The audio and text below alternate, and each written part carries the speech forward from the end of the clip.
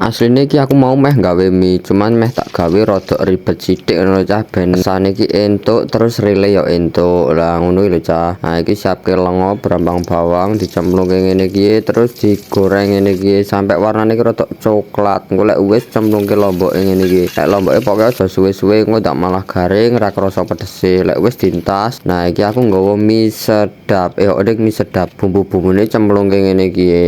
Mari ngono diudek ngene iki. Lek wis siapke banyu kobokan sik panas sik mendidih ngene iki terus mine dicemplungke diwalik aja lali lek ora diwalik engko malah sik medhok mek ngisore tok. Ah engko lek wis dientas terus dicemplungke ndek bumbu-bumbune mau sik wis dicarup-carup mau kae aja lali. Ha lek ngene iki ngudeke ping lek sing mau kae ping 100 lek ping ngene iki kira-kira ping 500 pokoke sikute iki ngantek kemeng ngono lho rada terus kriuk-kriuke ngene iki dicemplungke aja lali terus iki disiapke ndok pitik wedok siji sik wis diceplok mau kae. Mari ngono terus dites rasa-rasa lah rasane kurang piye bah koene masuk iki wong enak tenan.